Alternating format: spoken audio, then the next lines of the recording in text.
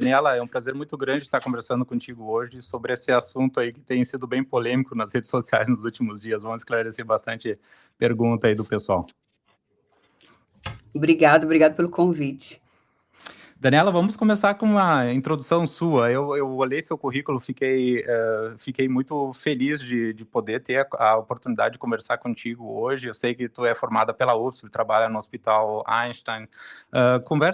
Fala um pouquinho, te apresenta um pouquinho para o pessoal qual a tua área de especialização e qual a sua atuação como nutricionista hoje. Bom, eu me formei na Federal de Ouro Preto e fui fazer mestrado e doutorado na USP de Ribeirão, depois que me formei. Na verdade, durante a minha faculdade, eu já comecei a buscar um pouquinho sobre como tratar a obesidade, né? Porque eu tenho um irmão que foi obeso e foi todo o meu objetivo de estudo era entender um pouquinho mais sobre o que estava acontecendo ali dentro da minha casa. Então, eu já fui para a USP me especializar, eu trabalhei com obesidade grave de início precoce, trabalhei com sequenciamento de DNA e busca de polimorfismos, né, que pudessem estar associados à obesidade grave de início precoce, que é aquela que começa ali antes dos 10 anos, e depois no doutorado eu fui trabalhar no ambulatório de bariátrica, tentando avaliar também genes que pudessem estar relacionados com distúrbios alimentares. Aí era tanto a obesidade quanto alguns transtornos, né? Compulsão, anorexia, bulimia. E foi quando eu me desencantei da nutrição, porque não tinha tanto dieta quanto bariátrica. Para mim era uma batalha perdida, né? E até a minha mãe, que não era obesa e que nunca tinha sido acima do peso, depois que ela casou com meu padrasto, ela estava se tornando obesa. Então, para mim, aquilo era um mal que não tinha cura, não tinha tratamento. E depois que eu saí da USP, eu comecei a trabalhar com buffet, abandonei a nutrição Nossa. que promovia saúde e fui buscar a nutrição que promovia prazer, né? Trabalhei, mas eu me casei, mudei para o Rio de Janeiro e lá eu comecei a trabalhar numa empresa de dieta cetogênica comercial. Eles precisavam de uma consultora científica para apresentar a dieta para os médicos e eu fui fazer esse trabalho. Então, comecei a estudar sobre dieta cetogênica, emagrecimento. No começo, achei que era charlatanismo. Eu tenho uma formação muito tradicional, então eu sempre falo que eu fui convencida, mas eu fui bem resistente. Foi porque eu comecei realmente a estudar e a ter que entender aquele universo, porque uma empresa que estava me pagando, né, ela tinha como me pagar, os médicos tinham resultado, eu precisava entender, já que eu não acreditava, eu precisava entender, eu comecei a estudar. E eu fui perceber o quanto eu não sabia, o quanto tinha de conteúdo científico, de estudos bons, né, com bons desenhos metodológicos, e que traziam uma novidade que, para mim, realmente era novidade mesmo, eu não conhecia, não tinha estudado sobre aquilo. E foi até algo que eu falei numa outra entrevista, é que quando a gente está em grandes universidades, a gente acredita que a gente está sendo suprido de tudo, né? Que a gente está tendo acesso a tudo, que a gente, né, está vendo tudo que há de mais atual, né? E isso não é verdade, não dá para saber tudo, né? A gente tem que ser humilde de saber que realmente é impossível. Então, eu descobri um mundo à parte, me apaixonei, aí fui conhecer o Dr. Souto, o blog, aquela história que todo mundo que vai para low carb conta, né? Passei horas, dias sentada lendo, não conseguia parar de ler, aquilo parecia uma compulsão de tanto que mexia com a gente, porque finalmente eu via sentido em tudo que eu já tinha estudado, tudo aquilo.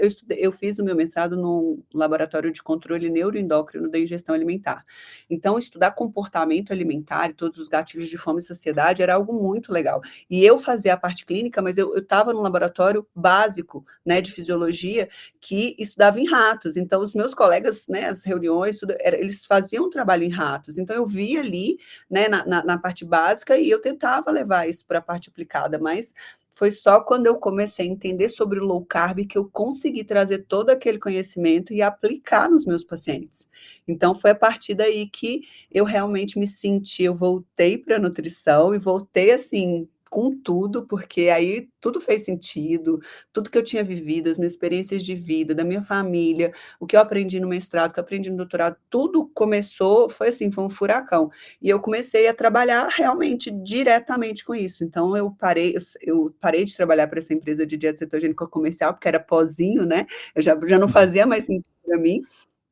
E comecei a trabalhar com low carb, foi onde eu me encontrei, onde eu realmente me senti feliz, porque eu conseguia chegar, né, no resultado de mudar a vida da pessoa, mudar comportamento, né, perder peso, 30, 40, 50 quilos. Eu falo, tem pessoas que perderam uma delas, né, ou elas estão na metade do peso, sem fazer bariátrica, né, É. então é algo que realmente mexeu muito comigo, ainda mais por eu ter vivido a obesidade não na minha pele, né, mas na pele do meu irmão, ver o que ele perdeu, a infância, como foi, a adolescência, a juventude. Então, aquilo tudo foi muito transformador na minha vida, e foi como tudo começou.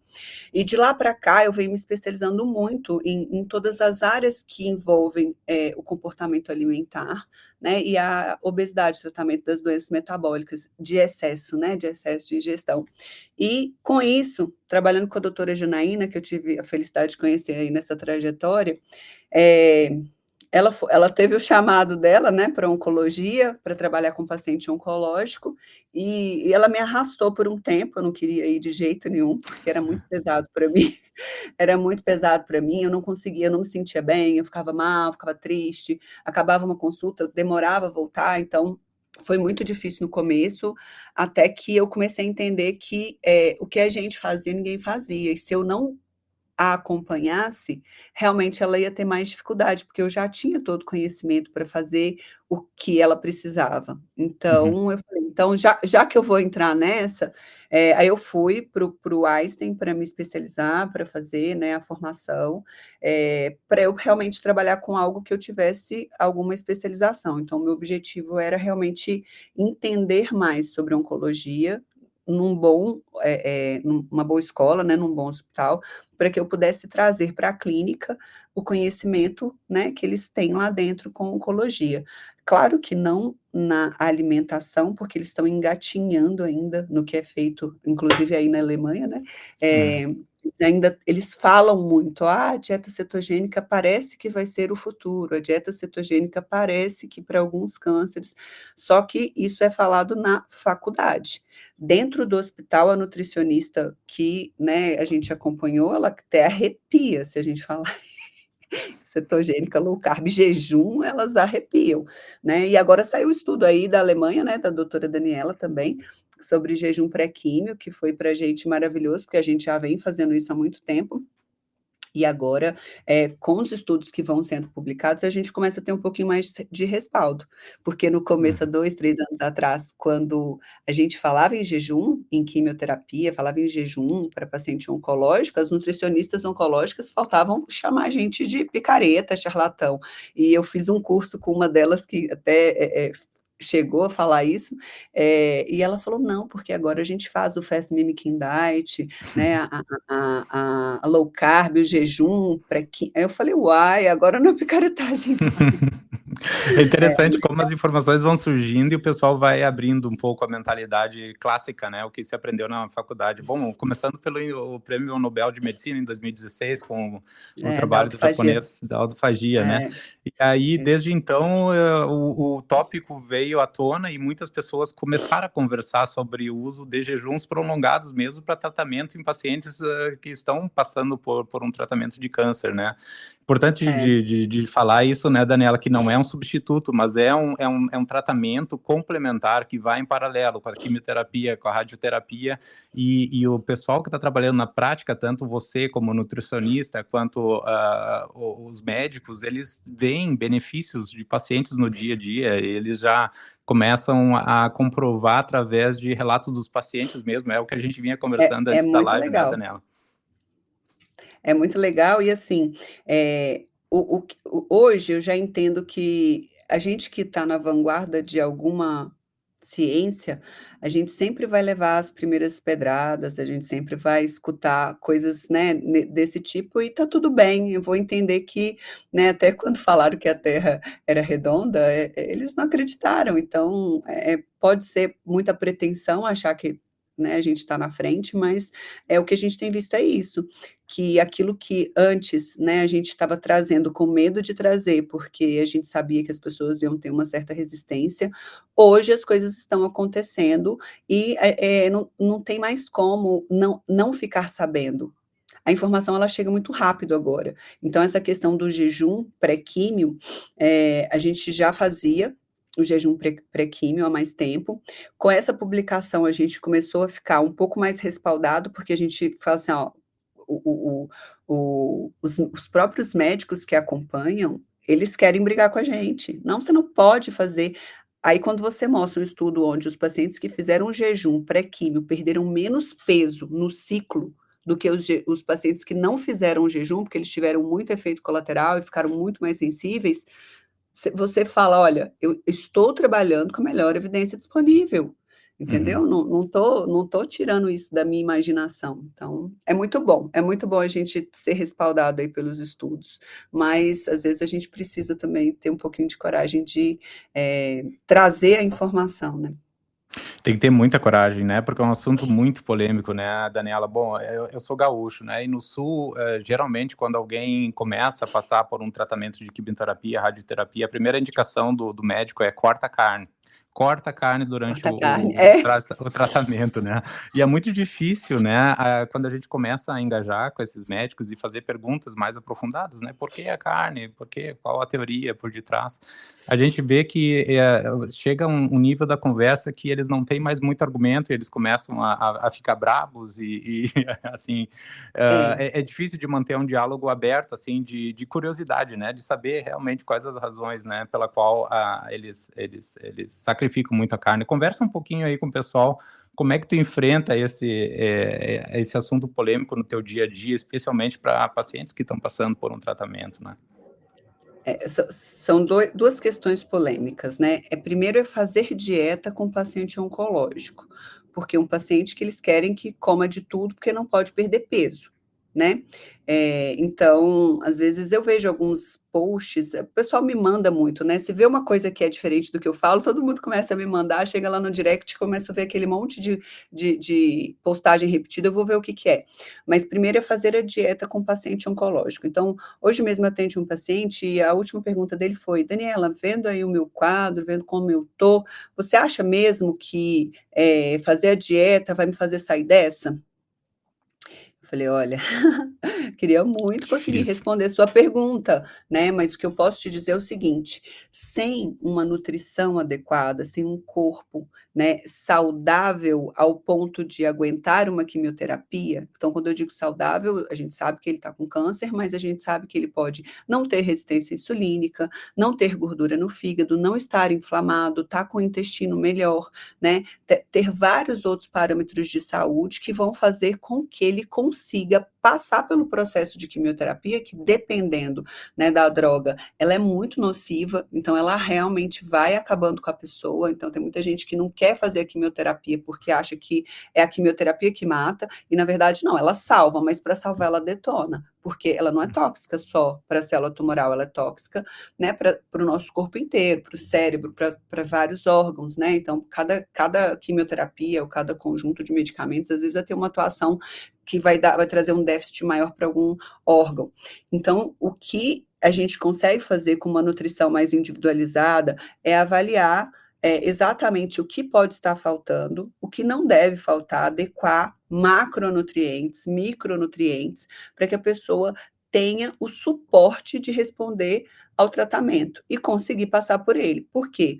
Quando um paciente oncológico ele tem o seu tratamento estabelecido, ele tem algumas regrinhas que o oncologista ele quer seguir para se enquadrar em algum protocolo de sucesso. E quando um paciente não consegue, por algum motivo, ele começa a perder peso demais, ou o sistema imunológico não responde, e ele chega ao final daquele primeiro ciclo e ele não consegue fazer na data prevista, aquilo é muito ruim. É ruim porque tem chances daquele protocolo não ter o sucesso que a gente gostaria que ele tivesse. Então, hoje a gente já sabe que ter um acompanhamento nutricional de qualidade, pensando no estado nutricional, mas entendendo que esse é o meu diferencial, entendendo de metabolismo, a gente vai, além de tentar manter o estado nutricional, a gente não vai ajudar o tumor. Uhum. Eu não vou, por exemplo, igual um post que foi muito comentado, o whey é benéfico para pacientes com câncer. Já está estabelecido que glutamina, para a maioria dos tumores, é sinérgico para crescimento tumoral. A maioria da proteína do leite tem adição de glutamina e BCAAs. Então, quando um profissional posta numa rede social que o paciente oncológico tem que usar whey, ele esquece que o paciente ele não tem o conhecimento de que a glutamina e o BCA não é interessante. E aí ele está usando o whey, achando que está bom, e muitas vezes ele tem uma progressão da doença.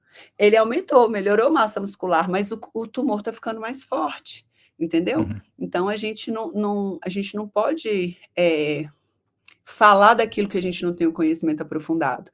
Então, hoje a gente, por exemplo, a gente orienta algumas proteínas específicas para pacientes oncológicos. E aí a gente Uhum. consegue ter uma resposta melhor em estado nutricional, sem atrapalhar vias metabólicas que ajudam o câncer.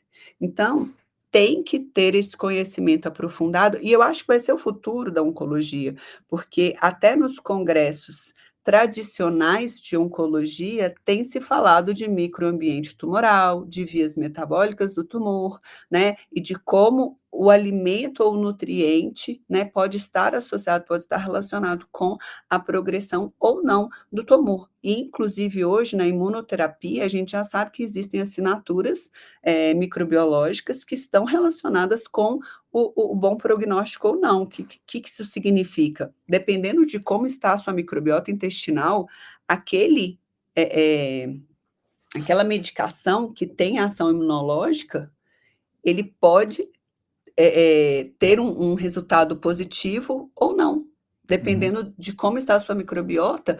O mesmo tumor, né, uma pessoa com o mesmo tumor fazendo uma mesma terapia pode ter resultados diferentes de acordo com o intestino, como está o intestino, a microbiota intestinal. Então, não tem como mais, em 2024, a gente fugir de um acompanhamento nutricional especializado em oncologia, especializado em conhecer as vias metabólicas que a alimentação pode alterar. Então, isso vai ser muito importante. Muita gente associa, Daniela, o jejum prolongado com a desnutrição do corpo, né? Em vez de pensar que o corpo está passando por um processo de regeneração das células, de autofagia, o pessoal associa muito com deixando o meu sistema autoimune mais fraco. Então, É, existe muita resistência a esse jejum pré-químio aí, porque num primeiro momento parece que você está fazendo o contrário, você está deixando o seu corpo mais tá deixando fraco a para passar pessoa. por uma quimioterapia. Como é que funciona na prática esse jejum pré-químio aí, Daniela? Comenta conosco, por favor. A primeira coisa é entender o seguinte: é cultural imaginar que o jejum é ruim. Por quê? Hum. Eu tenho 40 anos. 40 anos atrás, as crianças morriam por desnutrição. Elas pegavam doenças infecciosas, estavam com o sistema imunológico deprimido, porque comiam mal, e elas acabavam morrendo, porque elas não conseguiam responder às doenças por uma questão de imunidade que era causada pela desnutrição. Hoje, a maior parte das mortes tem relação com excesso de alimentação, não de alimentação boa, né, de alimentação ruim. Então a primeira coisa é começar, a mudar a cultura. Hoje os meus filhos, eles entendem que comer muito e comer mal é muito ruim. Talvez eles não entendam que existiu desnutrição, né, até pelo ambiente que eles vivem não é normal, né. Então é muito diferente, é uma cultura que está se iniciando. Entender que nós estamos morrendo, o peixe está morrendo pela boca, é algo muito novo para quem cresceu dentro de um ambiente de desnutrição. O Brasil, há 40 anos atrás, ele passava por desnutrição, ele não tinha muitos casos de obesidade. Então, os nossos pais, os nossos avós e até a gente tem muita dificuldade de entender que para diminuir todo esse mal de excesso, o jejum entra como uma solução. Então, é entender que estamos em contextos diferentes e que essa mudança foi muito rápida, né?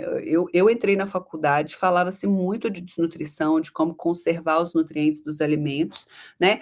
E hoje a gente está vivendo exatamente o contrário. A gente come mal e tem desnutrição porque está comendo mal, mas está obeso, entendeu? Uhum.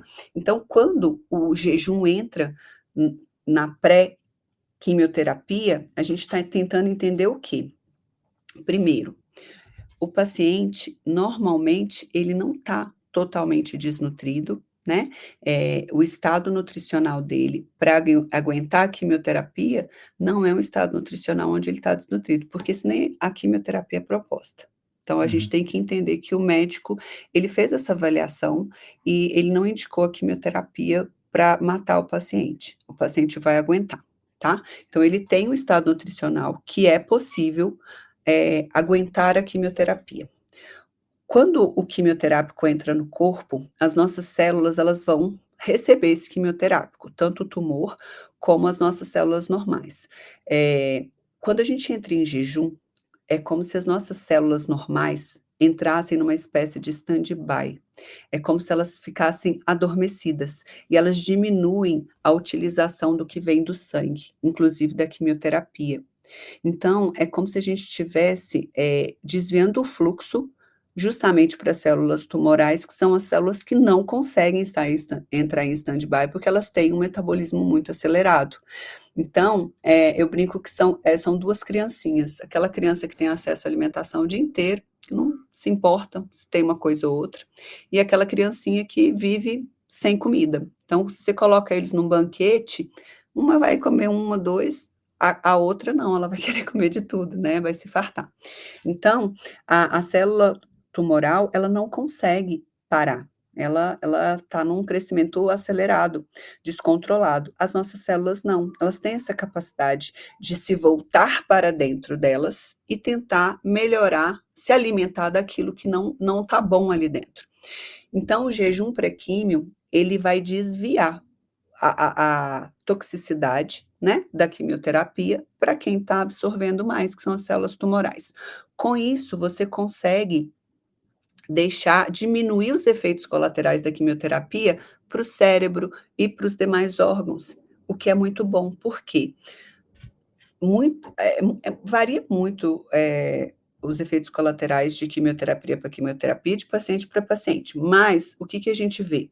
Que existe ali, depois do segundo dia, entre o segundo, terceiro até o sétimo dia, um estado de toxicidade muito grande, onde a pessoa muitas pessoas ficam, muito debilitadas, elas não conseguem comer, elas têm muito enjoo, elas têm vômito, elas têm diarreia, às vezes uma constipação muito grande, porque as células de replicação rápida, que são as células do nosso sistema, trato gastrointestinal, elas são muito afetadas, e elas sofrem, e com isso, o que que acontece? A pessoa, ela fica inapetente, ela não consegue comer. Ela não tem vontade de comer, e mesmo quando ela come, ela passa mal. A gente faz uma dieta antifermentativa, a gente tenta colocar uma dieta com oligoelemento e tal, mas é muito difícil, por quê? Porque esse paciente ele não está absorvendo nada. O Uhum. que entra, sai, ou ele vomita, ou ele tem diarreia, ele está num estado de intoxicação muito grande. Quando você consegue colocar o paciente em jejum, olha, eu e a doutora Janaína, a gente não tem 1, 2 casos não, viu? A gente, ao longo todos esses anos, mais de 5 anos trabalhando com isso, a gente tem muitos casos. Eu lembro, teve um paciente que, ele contou, né, ele falou assim: "Ninguém acreditava que eu estava fazendo químio e rádio naquela semana, foi aniversário da minha filha, e eu fui no bar com ela, sentei, tomei minha água e fiquei bem, fui embora 10 horas da noite, porque eu não durmo tarde demais, porque isso é tóxico para mim". Eu achei tão bonitinho. Então, assim, ninguém acreditou que eu estava passando por uma quimioterapia, por uma radioterapia, e estava bem daquele jeito, e estava em Uhum. jejum, entendeu? Então, o resultado tem sido muito positivo. E o que que acontece, viu, Gabriel? Hoje, como a gente divulga muito isso na internet, os pacientes eles chegam para a gente, pedindo para fazer. Esse paciente que chega, depois de ter assistido vários podcasts meus com a Janaína, várias lives, lido, ele chega ansioso, ele já está fazendo muita coisa. Então a gente Uhum, ajuda ele a fazer corretamente, e é o paciente que tem mais resultado. Quando o paciente vem e o filho, né, ou a mãe, ou alguém trouxe, não foi ele que quis, a gente tem uma certa dificuldade, porque ele vai conhecer tudo a partir de mim. E 1 hora, mesmo que dure 2 horas a consulta, é um tempo muito pequeno para você trazer isso tudo para uma pessoa que é leiga, entendeu? uhum. Então, os melhores resultados que a gente tem são de pessoas que já vieram com desejo, né, de fazer o tratamento. E aí é realmente diferente, você vê um resultado muito diferente. São pessoas que, você o próprio médico, às vezes, ele pergunta: "Quem está te acompanhando? Me passa o nome dessa médica". Que interessantíssimo Então, isso, né, é Daniela? muito Nossa, bacana. é porque É vocês muito veem, na bacana. verdade, os benefícios no dia a dia de vocês, na aplicação clínica, né? Não é o que se é dito nos livros, né? Eu gosto de ler muito aqui, sou muito curioso também, mas eu consigo empatizar bastante com esse ponto que tu mencionaste aí da curiosidade do autoconhecimento, né? Muita gente chega no consultório já muito bem preparado, com muitas informações, então seu papel é somente direcionar para o É, tratamento mais efetivo para aquele momento. Agora, quando a pessoa já chega enfim, sem esse conhecimento, se demora mais, se alcança também os resultados né, que se planejam, mas se demora muito mais para chegar nesse resultado demora final mais. aí. E até falando da carne vermelha, que eu acabei não falando, hoje mesmo o paciente chegou assim: "Ah, é porque eu não posso comer carne vermelha, né?" Eu falei: "Não, pode sim". E aí eu fui explicar para ele, falei assim: "Olha, a carne vermelha que você vai comer é uma carne vermelha fresca, do boi criado solto, né, a carne do açougue, não é um hambúrguer, não é um bacon, uma salsicha, um pepperoni. Ah, mas por que que eles falam que a carne vermelha faz mal? Aí eu vou explicando direitinho, falo: "Olha, normalmente esses estudos são estudos que eles não correlacionam só a ingestão da carne", explico o que que é um estudo observacional, o que que é um ensaio clínico, né, e vou trazendo as informações. E eu falo assim: "Olha, o ideal é que você consuma sim a carne vermelha, mas a gente vai escolher uma carne vermelha de boa procedência, né? Não vai ser uma carne processada. E não vai ser um exagero de carne, porque assim, o Uhum, excesso de proteína, ele também estimula a via de crescimento celular, né? A gente tem mTOR, da mesma forma que a proteína do leite vai estimular ali IGF-1. Então a gente não vai exagerar, mas a gente não vai deixar de comer, até porque a visão mais integrativa, quando você começa a olhar mais para o ser humano, né, ao invés de querer tratar só o câncer que ele tem, você começa a entender que, se você não der valor para as experiências de vida, né, para o que ele acredita, se você não gastar o seu tempo, investir o seu tempo em explicar para que ele queira fazer, ele pode até fazer, porque ele está com medo e ele está te vendo como autoridade, mas ele faz contrariado, ele faz uhum. sofrendo. E se ele faz sofrendo, ele está ativando CRH, cortisol, citocinas inflamatórias, gerando estresse para o organismo dele. Isso também não pode acontecer. Então, ele falou comigo hoje assim, o meu paciente falou assim: "Ah, e a laranja? Eu gosto de uma laranja". Eu falei: "Que bom, então vamos colocar uma laranja depois do almoço, você chupa laranja com bagaço, mas laranja não tem muito açúcar?". Eu Hum. falei: "Tem", então ele: "Não vou comer, não vou comer". Eu falei: "Olha, o nosso intestino é como se fosse uma peneira, se você comer a carne, comer a a salada, essa peneirinha vai ficar meio que entupida por um tempo, aí você pode chupar sua laranja que a absorção vai ser bem menor". Eu peguei aquele livro da Revolução da Glicose, Uhum. mostro a como é que fala? A foto, O então infograma. quando o paciente ele quer entender melhor, eu vou tentando contextualizar, ilustrar, para poder falar assim: "Não, você não precisa chupar laranja todo dia, mas quando você tiver vontade, faz isso", que aí pelo menos porque trazer esse ponto de conforto, desde que não seja algo que faça mal, vai ajudar muito, tanto a Uhum. pessoa a se sentir bem fazendo aquilo que ela está fazendo, é uma das primeiras coisas que eu pergunto quando eu vou fazer a segunda consulta: "Como é que você está se sentindo com essa dieta? Você está sofrendo? É. E Eu não quero que o meu tratamento te faça sofrer mais do que a própria doença, a gente precisa ajustar isso". Com certeza. Daniela, pela experiência que tu tem com jejuns, bom, eu sou muito fã do jejum, faz 7, 8 anos que a gente faz muito jejum aqui em casa, começou com jejum intermitente, 16/8, e foi prolongando, fiz jejum de 10 dias, e a gente faz em família, minha esposa, meu filho, de vez em quando eles fazem comigo também, é muito Ah, que legal. legal.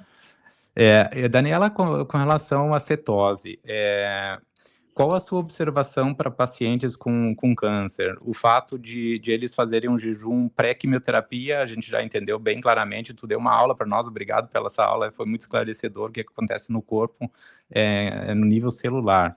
Em questão da cetose, o paciente seria recomendado também a seguir uma cetogênica durante o tratamento dele e após o tratamento? Você vê alguns pacientes fazendo essa conversão e adaptação depois na vida real pós-tratamento, depois que as células cancerígenas foram, na verdade, foram já, foram já curadas, né, ou foram matadas, né, que seria o termo mais Eliminado. correto. Eliminados, obrigado. A cetose é o nosso alvo terapêutico. A gente fala assim que a janela terapêutica para a ação do tratamento metabólico que a doutora Janaína propõe é uma janela terapêutica que o GKI é menor que 3. O GKI é uma relação da glicose com a cetose, né, onde a gente tem uma cetose mais alta e uma glicose mais baixa no sangue. Então, vou ter um GKI, se ele for menor que 3, menor que 2, a gente está numa janela terapêutica adequada.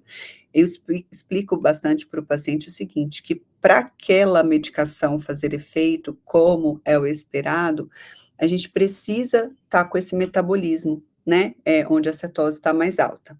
Então, a gente tenta fazer a dieta cetogênica e eu começo bem com uma dieta low carb, passo por uma dieta cetogênica tradicional, uma Atkins modificada, vou para uma 2:1, 3:1, e normalmente a 2:1 já é bem, bem, assim, desafiadora, porque você já tem que tomar umas colheradinhas de TCM, de óleo de coco. A 3:1 é bem mais pesadinha, então, assim, o mais difícil é que o paciente, ele tem, normalmente uma dificuldade com a alimentação. A maioria dos pacientes tem um comportamento alimentar alterado. Então, quando você vai tentar, levar para uma dieta onde a palatabilidade é muito baixa, né, o consumo de gordura é muito alto, as pessoas têm mais dificuldade de fazer a dieta mais terapêutica, né, onde a gente vai ter um GKI melhor. Mas a maioria das pessoas que conseguem manter o GKI menor que 3, na maior parte do tempo, são pessoas que realmente têm mais facilidade de lidar com manipulação na alimentação, não tem um relacionamento tão difícil com a comida, e depois elas acabam não conseguindo incluir muitos alimentos, né, que não são daqueles que ela comeu durante o tratamento no dia a dia. Então, eu tenho uma paciente aí da Alemanha mesmo que ela já está há muito tempo na dieta e ela faz muito direitinho, o GKI dela é muito bom.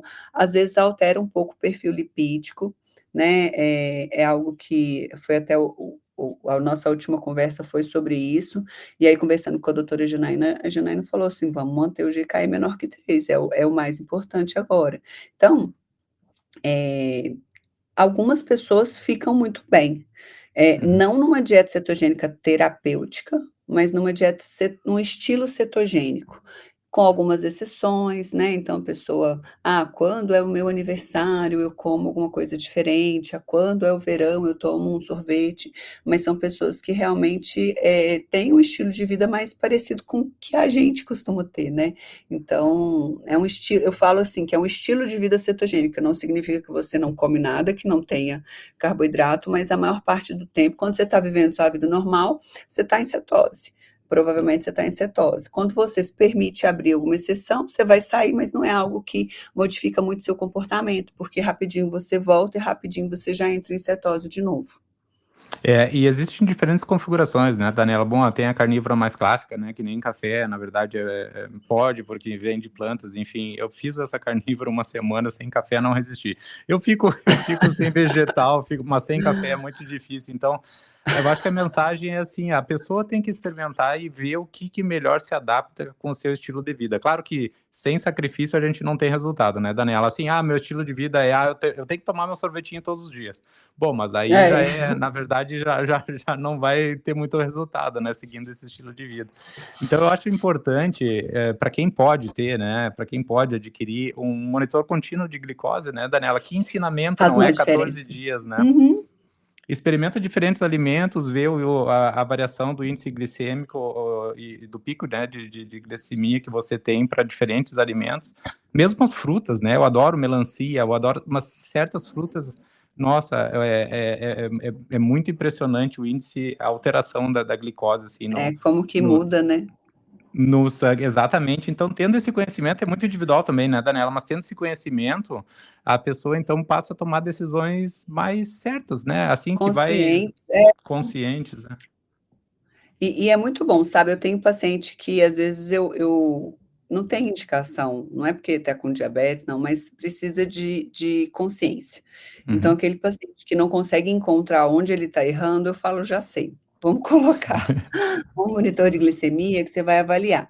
E eu explico, inclusive, porque eu falo assim, ó, a sua glicemia nunca vai subir demais, porque você não tem diabetes. Se fosse um paciente diabético, ela ia subir, ela não ia descer Não, depois. ia Tá demorar vendo que muito para ela descer. desce, né? É só ia descer com a insulina. Mas aqui você está vendo porque você tem insulina, então não vai dar o pico tão grande. Mas não imagine que é só isso aqui. É porque uma parte dessa glicose que iria subir já está sendo controlada pela insulina, e isso já está virando, ou está entrando para a sua célula para, né, te dar energia, ou está virando gordura. Então, eu falo, a pessoa fica muito mais consciente quando ela vê com os próprios olhos o que está acontecendo, porque a gente falar é igual a história da aveia, né? Há uns 5 anos atrás, eu estava grávida do meu segundo filho, e eu lembro que eu estava num grupo de materno-infantil, e aí a menina falou, a nutricionista falou assim: "Gente, eu não sei o que está acontecendo, eu coloquei aveia no café da manhã da minha paciente, e a glicemia dela está aumentando". Aí, mas a aveia não tira o açúcar do sangue? Eu falei: "Gente, onde que essa pessoa formou, né?". Aí eu fui e falei assim: "O que que ela come?". "Ovo e morango". Eu falei: "Coloca no seu sistema de nutrição, vê quantos de carboidrato tem ovo e morango. Uhum, Depois acrescente a aveia e vê quanto que vai dar de carboidrato no total". Aí eu expliquei: "Você vai ver que ovo e morango não vai dar 6 gramas de carboidrato. Quando você coloca 15 gramas de aveia, você vai para mais ou menos 16 gramas de carboidrato. O que você inseriu na alimentação dela? uhum. Foi carboidrato, a aveia é 60% carboidrato. Mas a aveia não tira o açúcar do sangue? Eu falei: "Não". A aveia não entra no sangue, ela tem contato no intestino, ela vai lentificar a absorção, só que ela vai lentificar a absorção, se você tivesse colocado a aveia com a tapioca, que tem uma quantidade maior de carboidrato e tem um índice glicêmico alto, talvez você lentificaria a absorção total, mas você colocou com alimentos que não tem, então a Uhum. glicose que entrou foi a da aveia. Pô, descobriu o Brasil, né. Mas a gente tem a nutrição hoje, ela tem uma formação, tem muitas faculdades de nutrição, muitos cursos de nutrição, e eu percebo que a nutrição tem uma formação muito rasa, infelizmente. A gente precisa sim sair, fazer pós-graduação, fazer mestrado, doutorado, se especializar, né, não pode parar de estudar, porque realmente a nossa formação ela é muito básica, é muito, muito básica. Se a gente quer fazer a diferença, se a gente quer aprofundar, né, fazer a diferença, fazer história, a gente vai ter que entender um pouco mais do que aquilo que a gente aprendeu ali na faculdade. Então, eu tive a sorte, né, de ser interessada, de ser curiosa, de ter me esforçado. O meu professor de bioquímica foi quem me encorajou, né, a ir para a USP, ele fez o doutorado dele na USP, então quando a gente conversava muito, eu sempre gostei muito, ele falava: "Tem o curso de verão, tem o curso de inverno, vai fazer". Aí, tipo, eram 2 vagas para o Brasil inteiro, eu falei: "Nunca vou passar 2 vagas para o Brasil inteiro na USP", não, eu passei as 2 vezes. Eu fui o de verão, fiz o de inverno, e depois fui fazer o mestrado, doutorado. Então, foi um investimento muito importante que no começo as minhas colegas todas indo trabalhar, umas já estavam virando sênior, eu ia ainda fazendo mestrado e doutorado, né.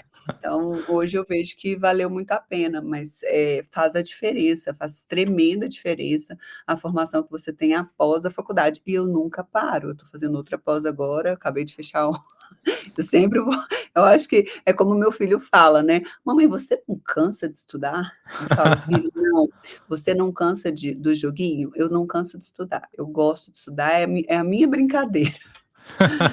Isso é muito gratificante, né, Daniela, porque você vê que o tempo que você investe em estudo, tá mudando muitas vidas, né, com conhecimento, né. Ah, Você olha só quantos pacientes estão tendo esse benefício. Claro, o pessoal diz: "Ah, claro, eu tô pagando uma consulta". Não, tu não tá pagando só a consulta, tu tá pagando todo esse tempo que o profissional investe em estudo, em conferências, em troca de ideias com outros profissionais. Eu participo de várias redes de médicos e nutricionistas no Brasil também, né? E então é muito interessante toda essa troca diária de conhecimento entre os profissionais, né? Ah, você viu o paper que saiu a semana passada? Daí o pessoal vai lá na PubMed, baixa o paper, faz uma análise do paper.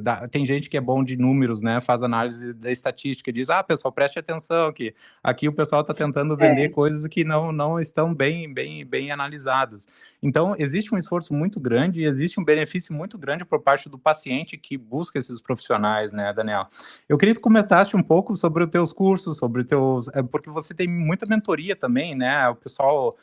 você tem um nicho de pacientes, assim, pelo que eu entendi, a partir de uma certa idade. Comenta conosco aí um pouquinho sobre essa tua experiência aí com os pacientes.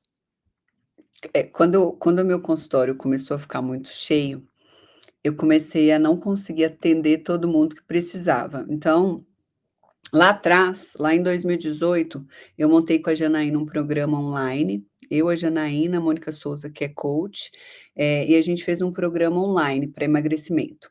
Foi muito bacana, assim, a gente conseguiu ajudar muita gente, chamava Transforma, Hum. justamente por isso. E foi muito bacana, mas cada uma foi tomando uma direção diferente, a gente resolveu encerrar o programa, apesar de ser um programa muito bom. A gente tem todos os vídeos, né, a gente ficou triste de terminar, mas a gente não conseguia tocar como deveria ser. Depois disso, eu acabei me mudando, porque meu marido mudou de empresa, a gente se mudou de Belo Horizonte para São Paulo, e esse processo de transição foi um pouco difícil para mim, porque eu tenho 2 filhos, então até adaptar as crianças, até me adaptar numa nova cidade, eu voltava para Belo Horizonte todo mês para fazer atendimento presencial, mas como a pandemia já me deixou muito no online, foi muito fácil. Então, esse primeiro ano eu tinha alguns programas prontos, né, para poder lançar, mas eu não tinha coragem de lançar, porque a minha vida estava muito ainda se estabilizando.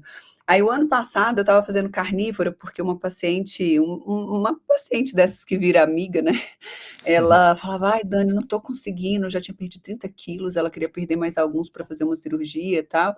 Aí eu não tô conseguindo, eu falei: "Eu vou fazer com você, vou fazer". O nome dela é Ana. Falei: "Ana, eu vou fazer com você, vamos fazer a carnívora". Ela: "Ah, carnívora eu não gosto". "Não, eu vou fazer com você, porque vai te dar resultado".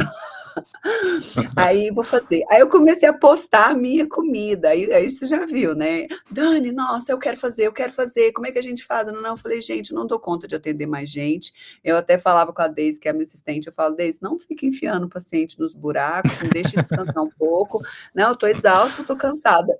Aí eu falei, mas tem muita gente. Eu falei, então tá bom, vou fazer o seguinte. Aí um dia eu estava mostrando meu almoço, falei assim: vocês estão querendo? Então tá bom, vamos fazer um programa. 7 dias eu ensino vocês a fazer a carnívora. Passei meu Pix, falei: "Eu vou fazer R$ 99, coloca nesse Pix aqui e eu vou ensinar vocês". Eu achei que ia entrar umas 50 pessoas, 30, tal.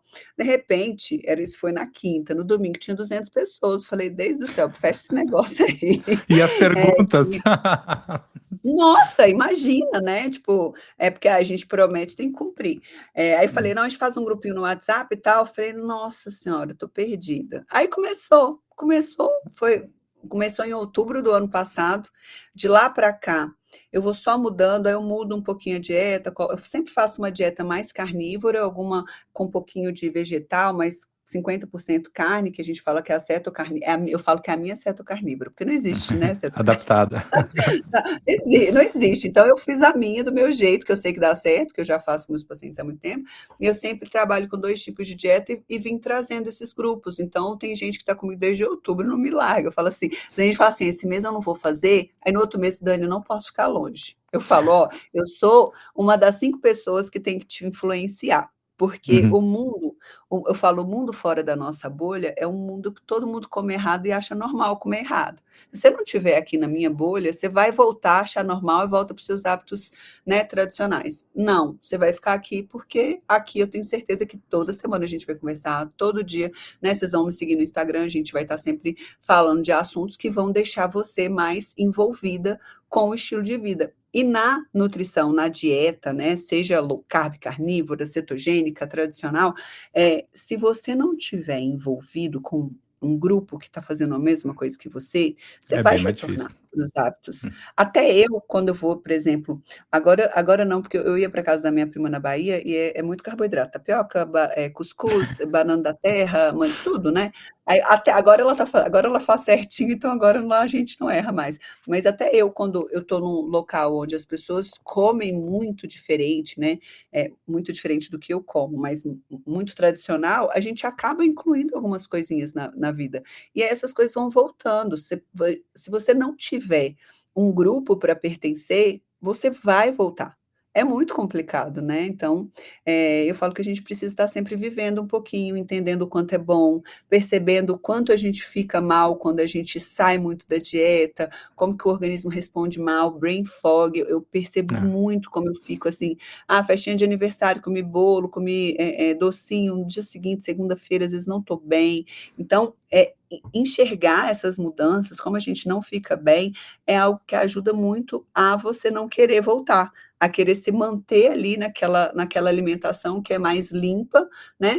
E que você consegue perceber o quanto você se sente melhor. Essa sensação de bem-estar, eu acho que é a maior propaganda, né, que as dietas de baixo carboidrato elas trazem, porque uma semana que a pessoa faz, ela já vê diferença. Perfeito. É uma diferença muito grande, né, Daniela? Assim, eu percebo muito isso. Bom, eu tô na carnívora já há alguns meses aí, mas eu percebi muito com a cetogênica também esses benefícios, e o jejum nem se fala. A partir do dia 3, 4, né, do jejum total, parece que clareia tudo, assim, nossa, a velocidade do raciocínio, né, é muito mais Sim, alta, você não tem muita dificuldade em desenvolver uma lógica, explicar um eu tenho conceito, funciona muito bem, isso né? aí. Eu tenho várias coisas que eu escrevo durante meus processos de jejum que realmente você vê que você está num nível diferente ali. E assim, até uma experiência que a gente está vivendo aqui em casa, é que meu marido agora está fazendo a cetogênica.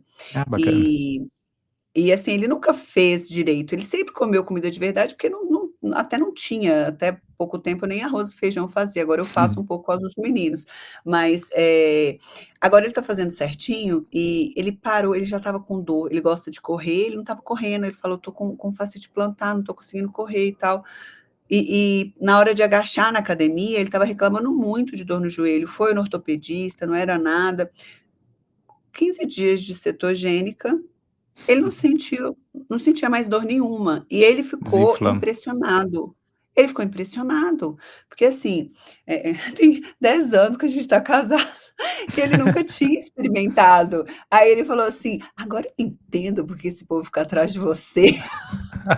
Eu falei: "É, tá vendo? Tem coisa boa". Então, assim, o jejum ainda tem sido um desafio para ele, mas a gente tem modulado um pouquinho os horários das refeições, então às vezes eu coloco ele para eu falo: "Não vai tomar café da manhã agora, só 10 horas da manhã que você vai tomar café". Aí coloco ele para almoçar, tipo, 4 horas da tarde, aí ele almoça às 4, ele não consegue jantar. Uhum. Aí dá para fazer jejum, entendeu? Mas, ele ainda tem dificuldade, porque ele é muito tradicional, né, então mas aí agora ele tá sentindo o efeito, né, aí ele foi falou assim: Vou gravar um testemunho". Eu falei: "Ah, que bom, finalmente, né, finalmente". E ajuda muito, eu também, eu sou corredor amador, né, não profissional, mas assim, eu tive plantar fascites também, ó, fascites plantar, né, e é muito ruim, né, porque realmente, na verdade, é um incômodo ali que você não consegue correr nem 1, 2 quilômetros, né, então, uma Não coisa muito consegue. desagradável, e ele que viu os benefícios, né, da cetogênica já para uma melhoria, né, na corrida dele, então é uma coisa muito prática, né, muito tangível, né, Daniela, então fica muito mais fácil de alguém adotar uma estratégia E assim, né. é muito bacana. E às vezes eu vou comprar um pauzinho de fermentação natural, que a gente, de vez em quando, sábado, a gente compra, né? Aí ele olha para mim: ah, não, não vou comer. Aí eu falo: ah, então tá bom, então tá bom. É legal que o pessoal vai se É, policiando, né. Daniela, você comentou é. dessa semana carnívora, eu acredito que a sua agenda esteja muito ocupada e acredito que você nem organize mais esses eventos, mas caso organize, onde é que o pessoal encontra no teu perfil, no Instagram, quem quer fazer uma semana de carnívora, como é que funciona? Ó, eu faço, mas não comigo fazendo junto, tá? Porque agora, como são vários grupos, eu não consigo, acompanhar. Mas no meu Instagram, é só clicar no link da bio que vai direto para o WhatsApp da Deise, que é a minha assistente. E é só falar que quer ficar na lista de espera para o próximo grupo e a gente vai colocando. Normalmente, a cada dia primeiro, a gente vai abrindo. Eu estou mudando um pouquinho essa dinâmica agora, mas todo mês a gente tem alguns grupos rodando. Perfeito, daí no Aí é no dia a dia fácil. você vai passando dicas para o pessoal, o que que o pessoal deve consumir no dia, enfim. Vou Uhum. passando e tem o material, né, tem um material que eu já coloco os jejuns, então eu já vou criando de um jeitinho que eu vou levando a pessoa a fazer. Primeiro eu gero saciedade, depois que eu gero saciedade, eu vou colocando um jejum mais progressivo para a pessoa conseguir chegar ali no jejum de 24 horas. Eu tenho um grupo que a gente já faz de 3 dias, de 5 dias, então a gente vai evoluindo os jejuns também, em todas as estratégias, não só na carnívora, né, mas na cetogênica, na low carb, então é bem bacana. Show de bola. Eu organizo jejuns também, uma vez por mês a gente faz de 3 dias, uma vez a cada 3 meses o de 7 dias, então também tinha um grupo inicial no WhatsApp, mas que nem tu falaste, são muitas perguntas, é difícil de dar conta, né. É. Então eu criei uma comunidade no Telegram, então o pessoal me manda as perguntas privadas, daí eu faço uma compilação dos top 10 perguntas, no dia seguinte mando as perguntas com as respostas, daí já evita muito essa comunicação, né.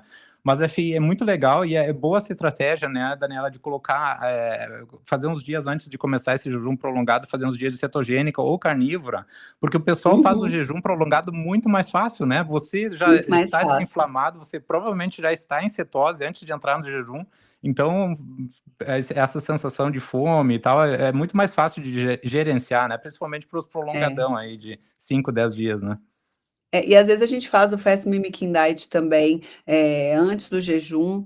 Eu já coloco a suplementação para ajudar na reposição de sais, explico que hidratação não é só água, né, às vezes a Uhum. gente começa com o jejum metabólico, com TCM, um bulletproof, então a gente vai fazendo algumas estratégias para as pessoas irem se encaixando, né, que algumas evoluem mais fácil que as outras, porque senão algumas pessoas ficam com dor de cabeça, né, tem pessoas É. que têm uma adaptação mais difícil, outras pessoas não sentem nada, se sentem super bem, né, tem pessoas que na carnívora costumam ter um pouco de diarreia, né, aí às vezes eu vou modulando com um pouquinho de psyllium, coloco kefir, então a gente vai tentando, evitar aí os efeitos colaterais, nem sempre dá para evitar todos, né, mas a gente vai pelo menos falando o que que é normal, o que que não é, né, Dá que eles têm dá dá muita para dúvida. adaptar bem, né, Daniela. Bom, eu sou bariátrico, né, e 1 ano depois da cirurgia bariátrica eu removi a vesícula e também, então, imagina só, e eu tô Ok. na carnívora, daí eu tá todo jogando contra a carnívora, né, e o pessoal me pergunta: "Como é que tu faz, Gabriel?" Eu digo: "Olha,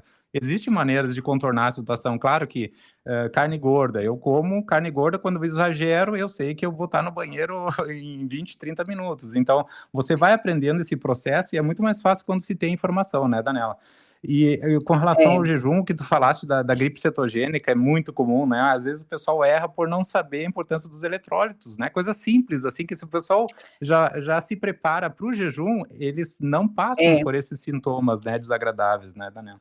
E você sabe que eu com 72 horas, eu tenho uma queda de energia, uma indisposição, enjoo, eu fico, assim, todas as vezes que eu fiz foi no mesmo horário, então agora, né, quando vai chegando nesse horário, eu já deixo o hidrolift pertinho, o caldo de ossos eu não consigo mais. Uhum. E olha que eu não sou chata para comer, aqui em casa eu sou a que não tem qualquer problema para comer, qualquer coisa eu como, mas o caldo de ossos me chegou, eu acho que eu tomei tanto, que chegou um momento que eu já não consigo mais, tomar, eu tomo só o repositor mesmo, e sal, e sal. Então quando vai chegando naquela hora ali, eu já começo a hidratar, tomar o hidrolift, água com umas pedrinhas de sal, para ver se passa.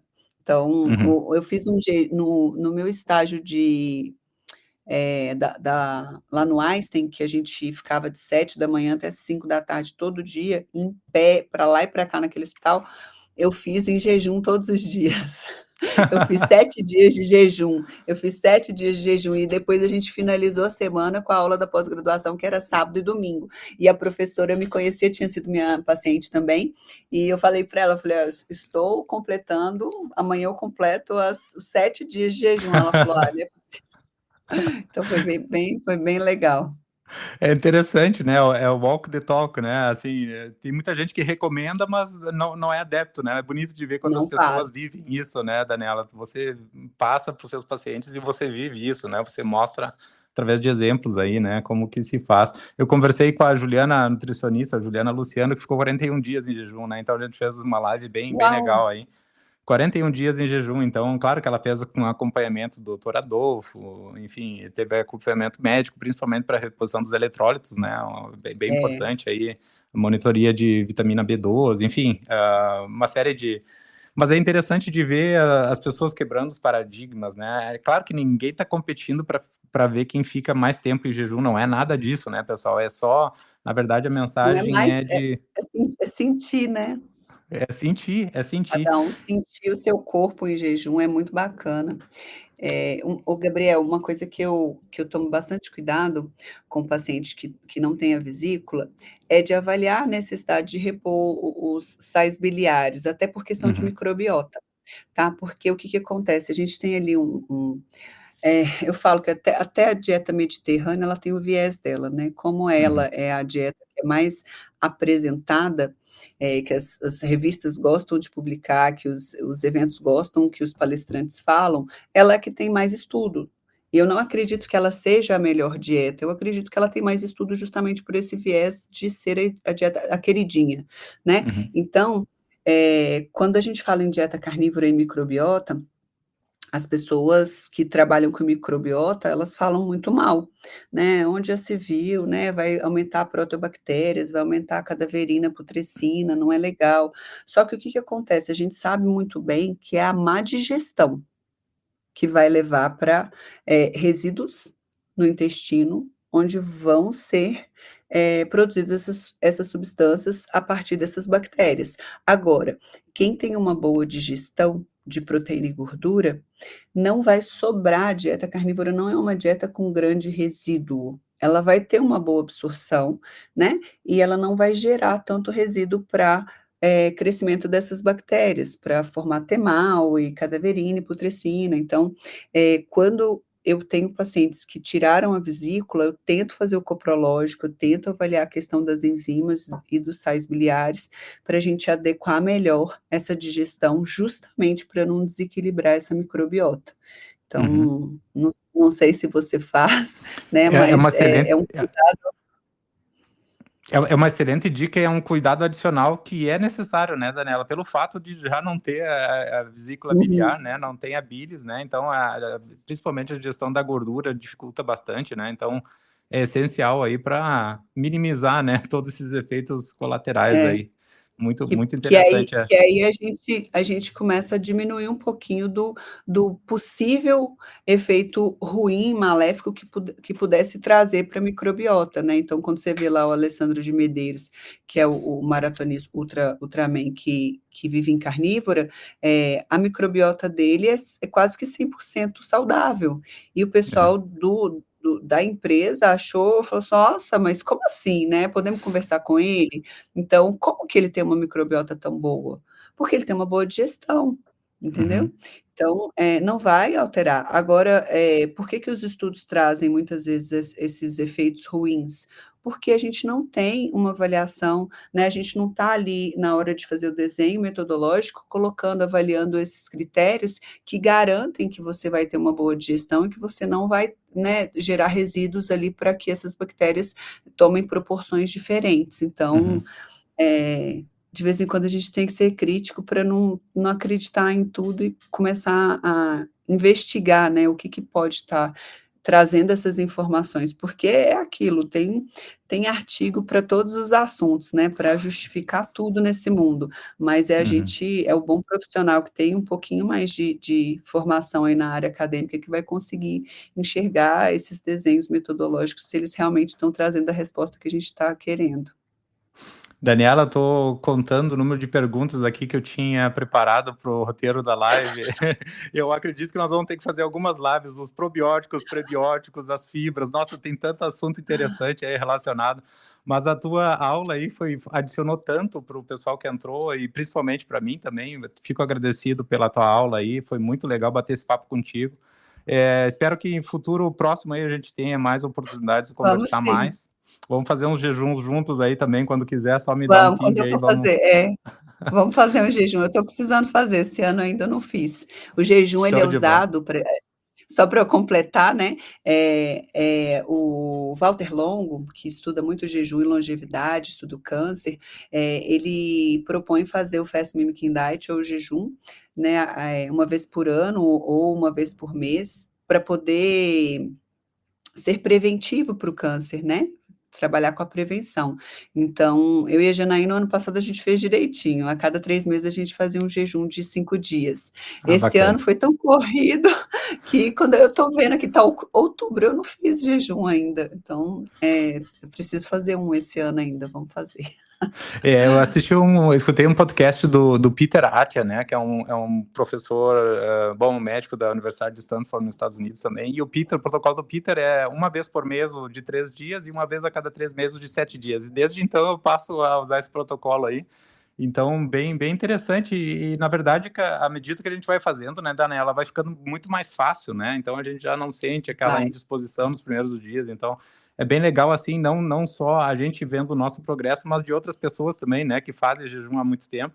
Eu organizei um de 7 dias outro dia, e a minha tia, que nunca tinha feito jejum, participou e fez 7 dias de jejum, e foi impressionante, ninguém acreditava, né, que ela tinha conseguido Quebrou os fazer, e paradigmas. quebrou os paradigmas, e ela tem, bom, ela 60 anos para cima, né, e enfim, mostrou aí que é possível, e foi bem interessante, gostou da experiência também. Então é legal quando o pessoal vai descobrindo, né, que existem outros meios de ter uma vida mais saudável, não utilizar o jejum de forma compensatória, né, extrapolei no final de semana, segunda jejum, terça jejum, não assim, né, Daniela, mas à medida que a gente vai fazendo, a gente vai percebendo que é uma ferramenta super, super interessante, que a gente tem a disponibilidade todo o tempo, né.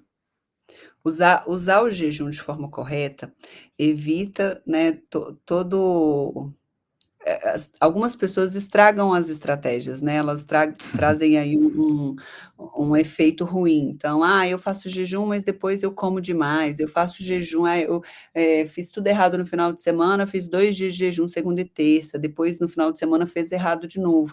Então, eu sempre falo, tenho um vídeo que eu até mandei para a menina que posta no meu Instagram, eu falei: "Reposta esse vídeo aqui, porque ele é muito bacana", que eu estava falando, eu falei assim: "Gente, jejum não é para compensar um final de semana errado.